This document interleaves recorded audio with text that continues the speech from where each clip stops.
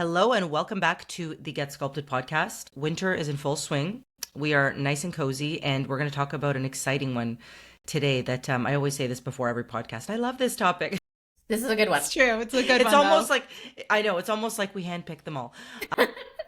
But this is an important one. So it is all about the metabolism. We hear this word so much, especially turning 35, turning 40. I'm getting older. We always hear, oh, my metabolism is slowing down. I can't lose body fat. So today we're going to talk about your broken metabolism and what's fact and what's fiction.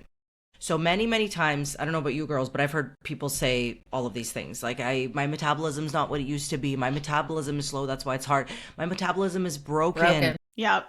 It's one of the most common things we hear, especially from the women that we work with, because they do tend to diet for several years before coming to us, right? So here's what we want to set the record straight on before we even dive in. This is actually really good news. Your metabolism is not broken. It's not something that can break. It is simply adaptive. It adapts to the lifestyle and what you feed it. It responds to what you do, not what it's been through. And you can slow down your metabolism undoubtedly with having poor habits, and we're going to talk about that. But the good news is you can also rebuild it, and you can have a very healthy metabolism. And it actually doesn't matter how old you are or what you've done in the past, which is quite encouraging, I would say.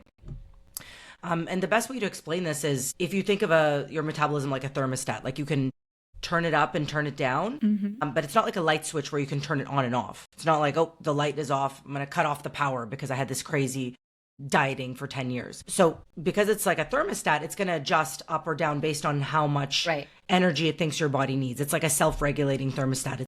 Whoa, don't have a lot of energy coming in. We're going to conserve. We have excess energy. That's going to ramp things up. Excuse me. So yeah, we're going to unpack like really what is keeping you stuck, because if you're listening to this, you might be thinking, okay, but like it is harder. Yes, we can do things to support your metabolism.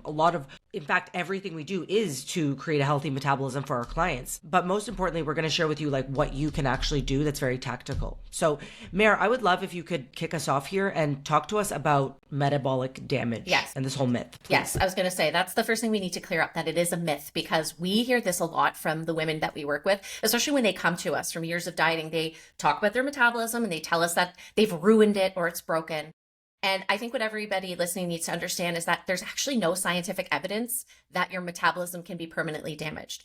But what does happen, like you said, is it can adapt, right? So we call that metabolic adaptation.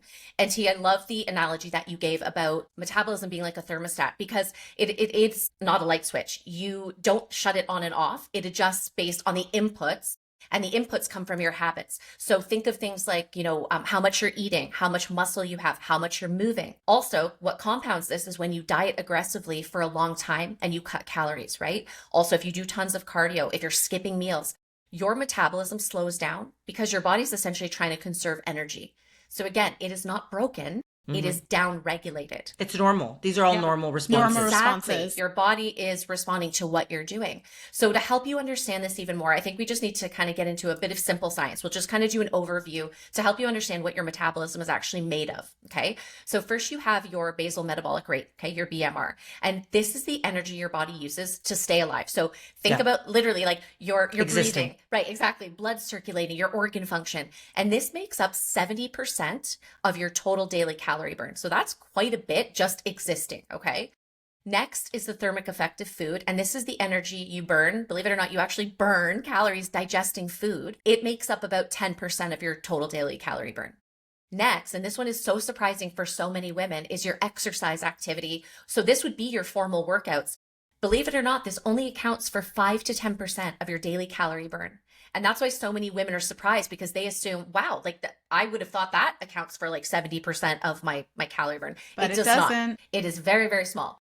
And finally, your non-exercise activity thermogenesis, what you may have heard referred to as NEAT. This is the activity outside of your workouts. So this is literally like walking, moving. This can even be fidgeting, cleaning your house. And this accounts for 15 to 20% of your daily calorie burn. This is why we're so obsessed with walking. Yeah. And we're going to talk about that in the next podcast. That's right. But also, I want to share a little anecdote, if I may. Yes, please. We have a chart of the TDEE, like your total daily energy expenditure, that we share with our clients. And one of my clients said something that was like, I think it's just the workouts that have led to my weight loss because my diet hasn't been perfect. And I said, no, it's not, because I showed her the chart and she was like, oh my gosh, it's only 5% is coming from my training. If Right. that's like, if you think that like I need to train harder and that's why I'm not losing body fat, it's not that. No. It's everything else actually Yeah, that it's goes the least into important it. It's the thing. smallest Yeah. piece. That's right. Yeah. It's the smallest. Right. Your diet determines your body weight, and then your lifting determines what you look like at that weight. So just Yes. a sidebar there. Yeah, no, that's good. And that's the thing. That's why we want you to understand what your metabolism is actually made up of, because now, when you think about dieting, especially too long, too hard, there are things that you're doing that are actually impacting these parts of your metabolism. So for example, when you're dieting too hard, too long, your BMR drops because you're losing muscle mass. Okay. You're stripping yourself of your muscle. The thermic effect of food drops because of course you're eating less food. You're restricting calories. Your NEAT drops because it's subconsciously moving less. You're tired. That's You're right. Yeah, you're conserving energy. This is like me Exactly. in prep, all of these things. It's true. And of course, there's a hormonal shift, right? So you have a fullness hormone called leptin. That's going to go down so you don't feel satisfied by your food. Oh, And yeah. your hunger hormone, ghrelin, goes up so you feel hungrier. So all of this together is actually what's creating that stuck feeling. So when we hear women say, my metabolism's fighting me, it's broken. No, this is actually what's happening. So the good news, T, and you said that, is that this is reversible. This is something that you can change, because if the inputs are causing this, well, we can do things differently.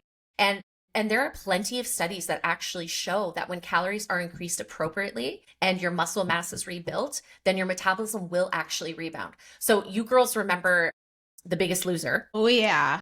Yeah. There was- and that show, the Netflix I was just special going to say about that it. recent, Yeah. The that was recent like Netflix series. Yeah. mind-boggling. But there was a study done called The Biggest Loser study, and contestants on that show saw massive drops in their metabolic rate when they were extreme dieting. And if you Oh, yeah. saw the show or watched the documentary, And working you know, out for like 4 hours a day. it was extreme. But Yeah. the people who rebuilt muscle and then normalized food intake and brought their calories up, they actually regained most of that metabolic output over time. So if you feel like your body's not responding the way it used to, it's not that your metabolism is broken. Your body's trying to protect you. Mm-hmm. That's really what it's doing. It's going into preservation mode, but it can be reversed. And that is the best news of all. And be on its side. Like, when even just saying that, it's like your body's trying to protect you. Like, don't hate on your body. Why are Yeah. you feeding your body so little and working it to the bone? Like, your body Yeah. just wants what's best for you, girl. Exactly. It wants muscle and food. Right. And we've said that your body's your partner. Like, your body Yeah. is not here to fight you. I not the think enemy. it's quite the opposite. Like, you're creating this situation where it's the enemy. So T, I know that you've seen this with clients. I mean, we all have clients who've come to us after dieting for, hard for a long Mm-hmm. time. So let's talk about like what long-term dieting does to the body. If you can take that from us. Well, absolutely. I feel like I could speak from this firsthand because I just went through my prep, and actually, just reflecting on that, I always kind of thought, this isn't, I'm not really seriously dieting. Like, something in my head, I was like, oh, I'm not like 100 pounds. I'm good. Right. But like, I was really, oh my God, I was doing cardio twice a day, like 7 days a week at the end, Yeah. and eating like 1,300 a lot. calories. And I didn't get my period for like 78 days, which is a lot for me because Yeah. it's been on the nose every 28 days, like since, You're really for 5 regular. years. Yeah. Yeah, exactly. So anyway, I share this because looking back now, I'm like, I noticed so many of those signs. Like, Really? the going to the bathroom frequency was way less motility. You're just not getting that food coming in. Thyroid was slowed down. Energy Yeah. was so low. Like, it's funny. It's like the little things. Like, when I was deep in a dieting phase, it was like someone saying, hey, you want to go for a walk? Even if it was like a nice sunny day, I Yeah. would think, walk Yeah. It sounds like a 30 lot. minutes? Yeah. It's now like I'm someone like, asked you to now cut I'm your like, mountain. yeah, I would, if I had the time, I'd be like, I would walk all day long. Let's Yeah. walk up the road, walk down the road. Like, I love it. So it's things like that you really feel like you might be now in this dieting cycle. I share this because if you're constantly used to that and constantly trying to stay in a calorie deficit, you don't really know what it feels like to like have That's energy, right. feel good, feel healthy, and have a healthy metabolism. Right. That's your Can normal. I add something there, because it has me also reflecting back when I was very early on in my journey, and I went through my first fat loss phase, and I went through that fat loss phase at over 1,800 calories, which I'm only 5'2", so like that's a lot of That's a calories. lot. That's like really good, right? Like my metabolism was very healthy. I had great amount of muscle. When I went through a future dieting phase a couple years later, I was down to like 1,400 calories. remember. And it was like literally feeling like I was starving. I remember feeling lightheaded. I remember feeling so low energy. I remember my workouts, I was like battling myself to like get them done. Like I was mentally. short-tempered. Like I couldn't get enough sleep. Like I wasn't recovering properly. And looking back at like now so many years of distance between those two pieces of fat loss, it's like you can really tell, you know, first of all, 400 calories is a lot. It's like a whole meal. It's a whole meal. That's a whole meal. Difference, and that level of energy. And I would even say like how you physically look, like your skin changes, your hair changes, your vibrancy, everything about your you muscle changes, your fullness. muscle fullness. Yes. And it just like knowing what those two experiences feels like you definitely want to be able to be on the side where you can diet and lose weight on a highest number of calories possible. Exactly. And your body's not broken. And Jord, even as you're talking about this, like I just remembered the, you know, candidly, the feelings I had in prep was like, what's wrong? Like, what am I doing wrong? Yeah. Because their feedback was like, oh, you need to be like way leaner. And I was like, dude, I don't know what the frick to do here. Like, what are you going to do? You want me to strip 10 pounds? Like, what more can I have to cut my arm off to do that. Like, I'm like, the meals I was eating were like literally like at the point now where like I would go to my kitchen and have a snack and not track it. Yeah. But anyway, all that being said, like I had the same thing where it was just like you're fighting your body so hard and your metabolism is so downregulated and it's an uphill battle. It doesn't need to be that way. No. So, you know, now when I'm in this phase of I'm going to take a solid year off a calorie deficit. And that doesn't mean I'm taking a year to binge eat and to gain tons of body fat. It means I'm not in a calorie deficit. Yes. Yeah. So I think that was a really good precursor to what we're sharing, which is that when you're chronically dieting, your body knows one thing. It's thinking, I need to survive. I'm not in thrive mode right now. Like, because your body's smart. It's like, not a lot of energy is coming in. Like, we better slow other things down right now. It's like, hey, all that extra energy you had, like, you don't have it anymore. There's nothing saved up. Everything slows down. So now your body, this is what I experience is if you have a bunch of fat loss phases like so close together or like pretty much nonstop calorie deficits, your body's not going to lose fat easily because it doesn't trust that you're safe. It's like you're constantly in this low calorie intake, girl. It's like, hey, whoa, we don't want to lose body fat because we know what happens here. We're not going to have a lot of energy coming in, so we're not going to let you lose that body fat.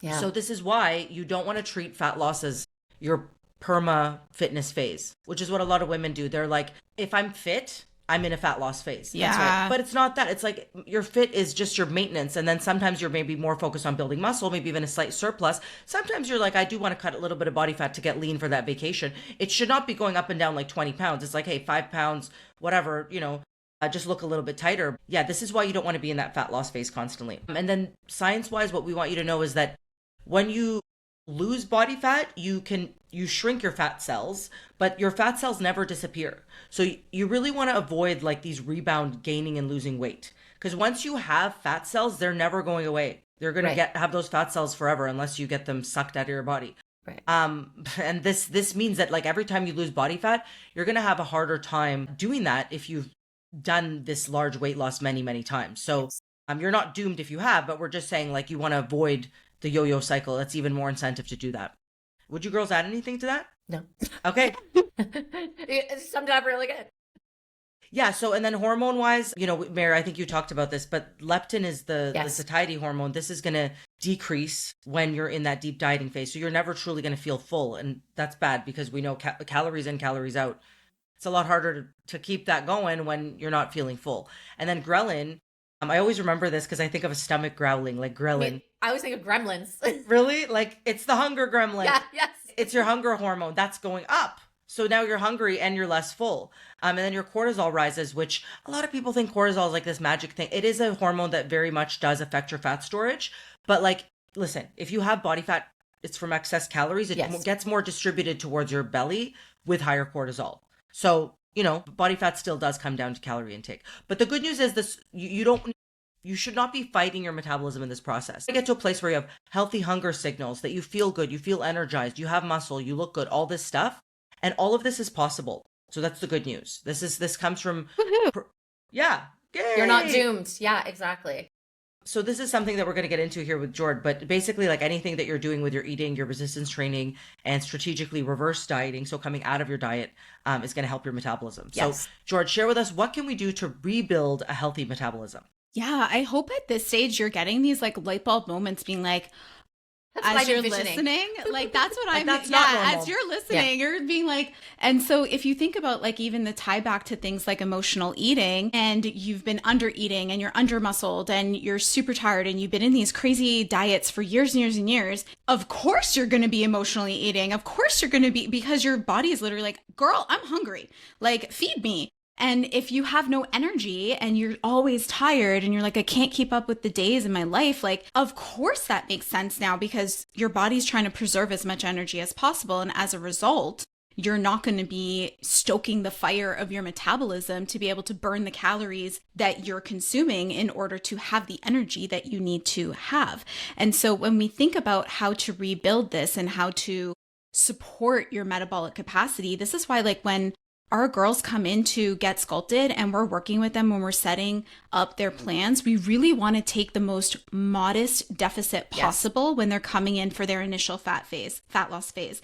We want to make sure that they're eating as many calories as possible, but still in a deficit, because Coax that the the fat off instead of like starve the fat Starve it, off. yeah. And we really want to make sure that as we do that, that's why most people are like, whoa, where's all this food coming from? And you could it could be like 1,600 calories and they're like, I've never eaten this much food. And like, girl, you've been eating like 2,500 calories. Yes, but not a lot. It's very calorie dense, low volume food. Or sporadic. And 1,600 calories, high volume, high All of a sudden fiber, feels real whole meals. foods, real meals, all of a sudden feels like a lot. And so like when we're thinking about how to approach that from a coaching perspective, we really want to focus on 4 or 5 things that we're going to go over here together, but this is how we actually approach curating each and every one of our clients' plans, because this is how we actually help Restore rebuild. your Restore your metabolism, rebuild it so that you can have this like massive burning metabolic capacity and fire, so that a machine, so that when you go on vacation and you go on date night, you don't feel like you're leaving the restaurant like you just gained 5 pounds like you might be feeling right now. I used to say that I could like look at a chocolate bar and it would like I would gain the weight from the chocolate bar. You said the same thing. Yeah. And now it's like, no, that's totally fine. Like I could have that because there's the metabolic capacity inside of me now, enough muscle, enough, food, enough energy to be able to use those calories and not have it kind of just sit around in the body. This is where we talk about like your body works for you. Yeah. Right? You've spent so many years your body working against you because of the things you're doing. This is what you just described, Jord, is exactly when your body's working for you, right? And it's a beautiful place to be. It's so beautiful. And that's when women start to say like, I found my middle ground. I feel like my best self again. Or this feels easy now. Feels right? There's easy. not that friction. So I love it. it. It's so cool. So let's dive into these and we can talk about each one. Yes. The first one is you need enough protein. I know that this is like basically common knowledge now if you're in anywhere around social media, but under eating is the fastest way to slow your metabolism. It is going to be your biggest disservice. And it's interesting because when you finally allow yourself to eat at maintenance, you might actually gain weight for a little while. Your maintenance calories might actually be a lot lower than where you might want them to be in the long term. But if you do allow yourself to eat in maintenance, your body will learn what to do with those calories, because your energy will then increase, your ability will then increase, your digestion then improves. And protein specifically, it has the highest thermic effect. So about 20 to 30% of its calories are burned during digestion. If you go back to, Mar, what you were talking about how our body is burning calories while we're eating, we can support that process by choosing the right macronutrient breakdown, and making sure we have enough protein is actually enhancing that process for us, so that we're burning calories while we're eating, we're giving ourselves the right nutrients, and we're also improving our metabolic capacity with every meal, essentially. Aiming for that. Strategic. It's strategic, yeah. And That's aiming for about like that 0.8 to 1 gram of protein per pound of ideal body weight. That's really where we want to be in that range. Would you girls add anything there? Yeah, protein is important. And like, all I can think of is people saying, oh, but it's hard, but you can do it. Like, hard that's at all I'm going to first. tell you. Yeah. And you might not be right now, if you're skipping meals and like you barely have a breakfast and then you come home and raid the pantry. Like, again, it's about changing the distribution of your calories. So when you have consistent high protein meals, you're staying satiated, you're less That's right. likely to overeat, and you're actually going to be amazed how you reduce those cravings and nighttime snacking. So Yeah. just learn the sources you like and repeat them. Yeah. And I think it's also like intentionality. And we have to remember like it's finding where your baseline is and kind of moving up from there. Yep. So if you're not having anywhere close to this amount of protein, let's say, we're not suggesting tomorrow you go and eat it all. It's like find what your baseline is and then strategically increase from there. But it's interesting because we have so many women, like I know that I've worked with some women that when they've come to me saying like, I definitely eat enough protein. And when we start them off, they look and go, They're like, no way. not even close. So I think awareness is huge. That is power, right? Having that knowledge and then being able to scale up from where you are now, getting to that 0.8 to 1 gram of body fat of protein per pound of body weight. I would say bare minimum if you're listening and you're like, I'm going to see how much protein I eat, and you aren't even breaking 100 grams of protein. That is your first goal, first and foremost, no matter what your weight is, no matter what your goals are.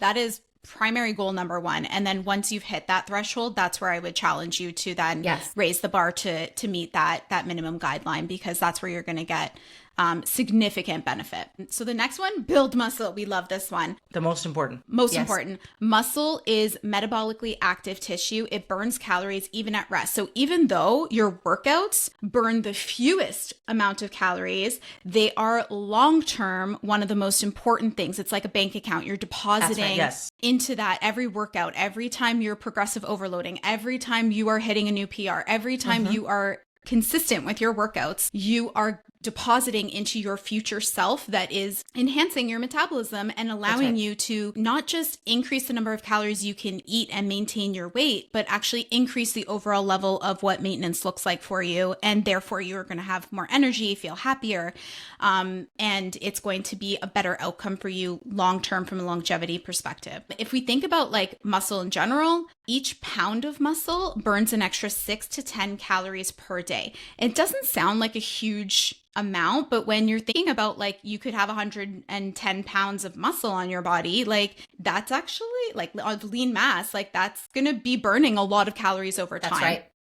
And for women, it actually takes a really long time to build muscle. Like this is especially not an naturally. easy task. Yes. Yeah, especially naturally. So it could take you years to add a couple of pounds of muscle naturally in a healthy, sustainable way. So if you're thinking about it, like this is a long game. This is where you want to be looking at your workouts in the longest possible range or horizon and being able to say like, this is just what I'm going to be doing for the rest of my life to build the body lifestyle that I want and need in order to be healthy, to look amazing, to also be independent, like as you age, have great bone density, like wear what you want, like all of those things kind of come together with this one. Would you girls add anything else? No, this always reminds me of how the mindset shift that happens with the women we work with there, that fitness is not a phase, right? It's building a fit life. So when you're talking about the long game, that's the thing. You're not just, I think a lot of women equate their workouts with fat loss only, right? Like we've already kind of touched on this. So once you have this, right. And once you have this mindset shift and you understand, okay, this is actually what it does. This is actually what building muscle does. You realize that it has to become part of your identity. It's not something you're going to do for a 6-month program. You're going to do this for life. And it might look different as you go, but it's got to be something that becomes part of who you are. Like, yeah, and even like scientifically, it's better nutrient partitioning. Like you're going to be more insulin sensitive when you're lean and you have muscle. Like to your point, Jord, it's like your body knows what to do with the calories. Like the worst thing people can do after they lose body fat is like, I did this after my first show. I was like, I'm not going to work out for 2 weeks. I've worked out a lot. And it's like, what? I didn't work like just out. to stop. And I overate like crazy. Yeah. I'm like, those are two bad combinations. Like you want to be more of the right calories when you're already lean and combined with hard training, a training stimulus. That means that those calories are more likely to go to muscle mass. Right. So muscle and fat are two different tissues. So we're all used to like, you eat lots of food and don't do anything, you're going to gain fat, period. But like if you're eating the right kind of food, the right type of calories, and you're lifting the right way, then that's how you're going to get the muscle that you want. I love that. And one of the things I find so concerning right now about like skinny talk and this whole culture of being super, super thin right now is that most of these people are not lifting weights in order to achieve that look. They're definitely under eating a lot. And the concern with that long term is like, you're going to end up with osteoporosis in like 30 years. Like, you might look good right now, but like, what is the damage that you're doing to yourself long term? And that's where the building muscle piece really, I think a lot of women need to kind of get over that hurdle and be like, no, it's not just about looking good or being skinny now. It's about being healthy now and strong now. And that can be in a lean body, which is the look you probably are actually after. Yeah, and lean and skinny is two different things. Two very different things.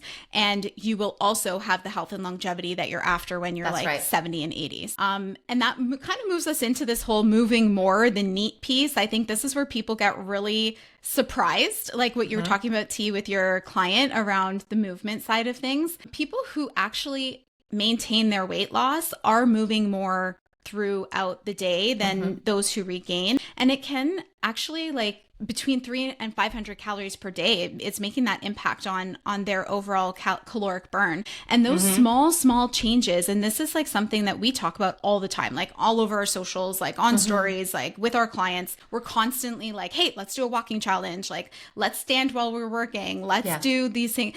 And these small steps, they actually help keep your metabolism elevated. They actually help you burn more calories during the day and therefore requiring more food. So we can, talk about a couple of options, but like some quick ones. And I actually just talked about this on my stories yesterday that I do, either putting up my standing work desk, like so that I'm standing, pacing during calls so that I'm not like sitting all the time. We all have our walking pads, and a lot of our meetings we were walking together, which is awesome. And even like, I have access to fill my water upstairs in my office, but I'll go downstairs purposefully so that, to fill my water bottle or to go pee, just to create that little bit of extra movement in my day. And all of that is going to add up in the long term when we're looking at how our body is burning calories during the day, but also what's happening long term with our overall metabolic health. Would you guys add something? Yeah. I was going to add, like, that's really good that you're talking about the specific habits, because I think people think of steps and macros as like, I got the numbers, like the raw numbers. And to some people are like, I can't hit 10,000 steps. What does 1,500 calories mean? But it's less about, the number matters, but it's more about how are you going to hit that? That's right. It's having the habit and the system. Like, if you just say to someone who works in an office who walks like 4,000 steps, walk 10,000, they're like, I can't. But then it's like, okay, I just talked about this on the momentum call on Monday. I was like, talking about how we want to increase steps. I was like, why not in your magic time in the morning do a 30-minute slow walk? Like, after you've had your coffee, go on your walking pad. Or if you have a dog, congratulations, you're the dog walker, like 24/7. You're the only dog, whatever. You go with the family walking the dog. And then, this is shameless plug here. This is what we do with our clients, is help you create that system. That's right. That's like, it's the numbers are not going to help you if you don't know how to actually walk and get the steps in, and the macros are not going to help you if you don't actually know how to make consistent meals out of that are going to be maintainable for you. Exactly. And I think a lot of the women are pleasantly surprised when they see how seamlessly it can fit into their day. Like, I think we're just so like narrow focused into, like, people just assume steps. Like, when they hear steps, they're like, I have to go for a walk. That's one way, but that's not the only way. So when we help them create those systems of how you can actually habit stack it with something you're already doing, they're like, okay, wow. And then once they get those steps up, they're like, holy moly. Like, and you realize just how many missed opportunities you had in your day. So that's why I love what you suggested, Jord, because something as small as like, go to the bath. And I think you've talked about this on previous episodes too, when you used to work in corporate, like, use a bathroom on a different floor, take the stairs. Like, there's so many little things you can do. So I think it's about like kind of like zooming out, and instead of adding more, it's like, how can I actually do this with what I'm already doing? Exactly. That's how we work smarter, not harder. Smarter, not harder. That's it. All right, let's dive into sleep and stress, because these are actually factors that do impact our hormones, our hunger hormones. So when we're sleep deprived, leptin drops by 15%, and our ghrelin actually increases by 14%. So if you're thinking about that, you are going to feel less full and you're going to feel more hungry ultimately. And when we're in high stress environments, which a lot of people are talking so much about cortisol today, some cortisol is actually good for us, but when we're living in chronic high stress levels, that's where we want to that's where we have some concerns, because those two things together, which often happens, especially if you're in perimenopause and you're lacking sleep, that does make fat loss harder for you, and it makes recovery a lot slower. And so sometimes you might be doing a lot of the quote unquote right things, but if we aren't having some of the basics like sleep and stress management in check, you are essentially working against yourself and you're making that process so much harder. So if you're kind of thinking like, oh my God, I'm doing all of the things that you're talking about so far and like I'm still struggling, this is one of the pieces that I want you to go back to in your routine and really be honest with yourself about what does your sleep routine and habits look like? And are you actually managing your stress? Because likely this is a very straightforward place to make some adjustments pretty quickly, essentially. Right. Yeah, I had a client who works an extremely stressful job, and like she would work out at like 11 o'clock at night, and then she'd have to wake up at like 6, but she wouldn't get home till like midnight. And I'm like, you have to stop. And then I tell her, because I basically told her, you have to only work out on your days off. And like, this is the 3 times you're going to work out in the afternoon, and you're going to go to bed by 10 p.m. every night.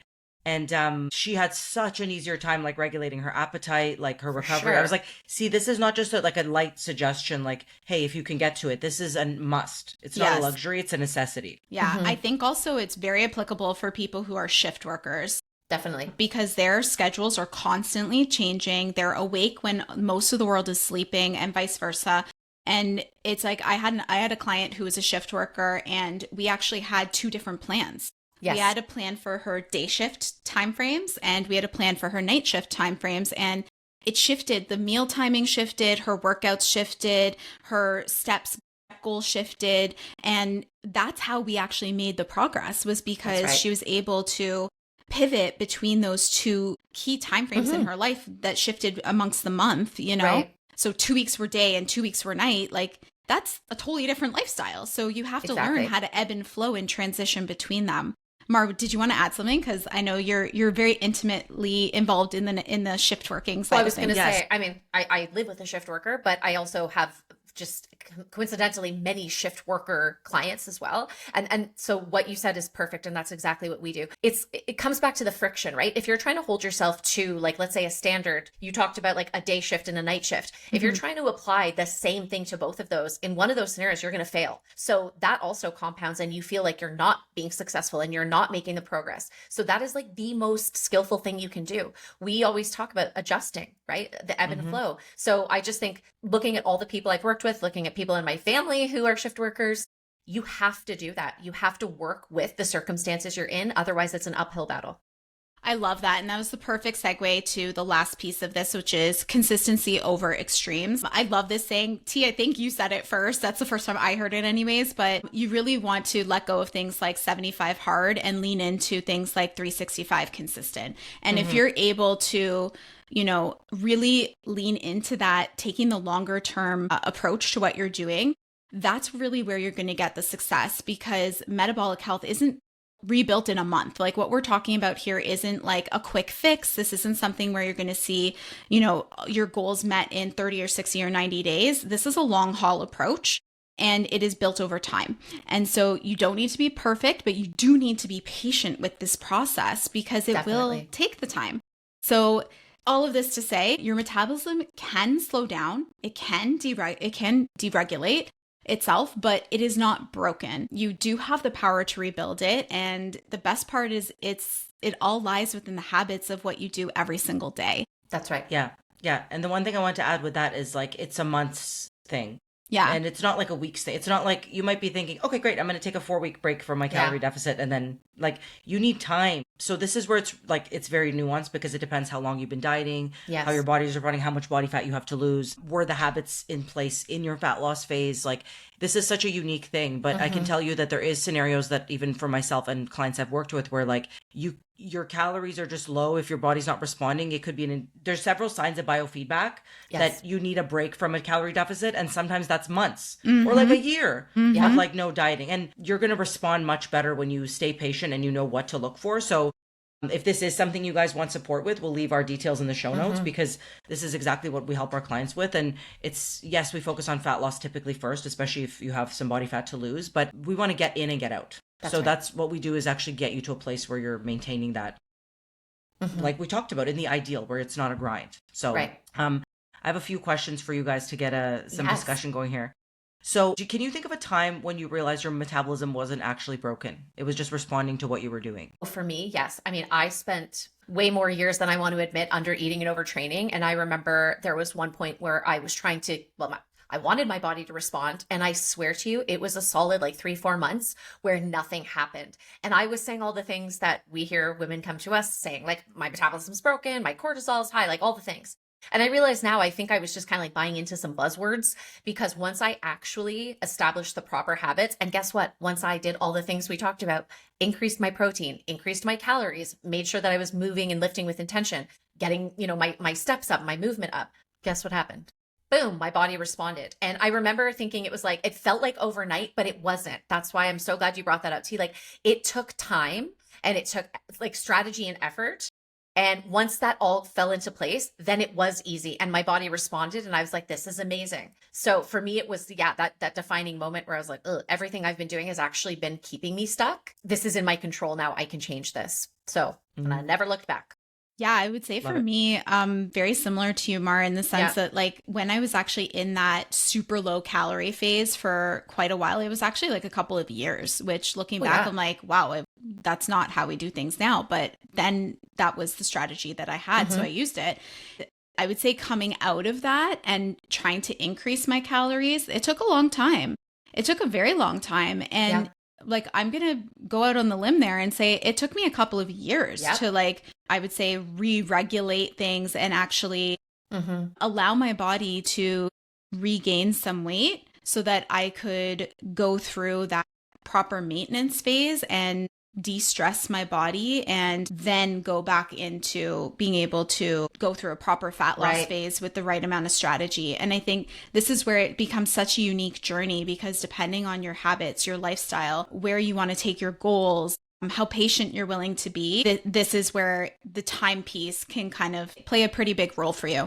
Well, yeah, and what I want to add too is everyone's body responds differently to stress. That's right. And I've spent so much time thinking like it's not fair, like I'm doing all the right things and it's like I'm working so hard and this person has it so easy, but like I only have my body. And I know that like from doing this, my body does not respond well to stress. Like when I was saying in my last prep, I lost my period. It was also like when I have an off-plan period, I retain water so easily. Like I've never been one of those people where I have an off-plan meal and then the next day I'm lighter. That never happens. So like, just so you know, it's normal that like everybody's unique. There's no set, not everybody is able to eat 3,000 calories and not gain weight, or 2,500. You know what I mean? You could do a lot to optimize your metabolism, but some of it does come down to like your body's response to stress and like so many other factors. So yeah, for me, it was definitely like in my prep, coming off of my prep, even my coach saying so many times to me, it's funny because I coach women, I tell them the same thing, but I told her, I'm like, somehow I feel like my brain is like, but that doesn't apply to you. And she's like, okay, we need to increase your calories. Your body's under stress. I'm like,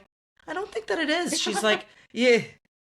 She's like, I'm like, I think I can do more. Now I'm like, oh my God. I was like, I don't even know anybody who's worked that hard. Okay. Like it was like 2 times a day, 45 minutes of cardio, plus working out 4 days a week, plus abs, plus like 1,400 calories. It was That's crazy. a lot. Yeah. 60 grams of carbs a day, might add. And that was only near the end because I really like was not, and again, that my body was not utilizing carbs properly. And now I'm eating like 200 grams of carbs and I'm still so hungry and increasing. Anyway, yeah, that was my anecdote there. So, okay, what's one thing women should start doing today to support their metabolism? Oh my gosh, just one thing. Like, We'll each do one. Yeah. listen to this episode again. Yeah, listen, on repeat. I mean, Hire us. yes. Eat. You have to eat enough food, especially protein. You have to stop chronically dieting. I've talked about this on other episodes. My client who was dieting, she admitted she dieted straight for 50 years. That'll never leave my brain because there's so many women who are in similar situations or will be in similar situations if they don't change the narrative. So one thing you need to do is Stop eat dieting. enough food. Yes. Get out of a deficit, especially if you've been in one for a prolonged period of time, and get a baseline feel for where your protein is. And if it is lower than we've suggested, start to incrementally bring it up. I just want to add to what you're saying there, Mar, because I saw a post this morning from a dietitian who works in an old age facility. And so she was working with someone who, was on their passing, like they're leaving this world. And they were saying how happy they were to see how flat their stomach was. Their stomach was never this flat. and they had never been this like skinny. And she like broke down and cried because she's That's like, terrible. this is the diet culture that has like haunted her for her whole life, literally. And this is what she's thinking about in the last moments on earth. On her, yeah. And there were hundreds of comments of people telling similar stories about their mimas and their grandmas and everybody, and how like that's where their minds were trapped. And so when you're thinking about what you need to do, like what is your last thought that you want to be in this world? And it certainly isn't and should not be, I wish I had a smaller body or skinnier body. It should be like, damn, I did everything in this world that I wanted to do. And I'm grateful for that. So it was just, really stuck with me. Yeah, huge. Yeah, so getting into maintenance is like, that's where you want to be. That's where the life happens. That's right. Yeah. And then I'll ask one last one. Why do you think so many women are scared to eat more, even if they know logistically it's what their body needs? I think you hit it. It's diet culture. Honestly, I think it's just so ingrained that eating less is the answer, right? You want to be, and I think it's the misconception too that you said, to like the difference between skinny and lean. So I think it's like education, really. It's like really understanding how your body works, not what diet culture has told you about how your body works. How does your body work? And moving away from like smaller, eating less being the answer to everything, because we know it's not effective. Not now and not in the long run. Yeah. Food is your friend. And that's the reframe. It's that I think people think eating more equals fat gain. And historically, that's what's happened.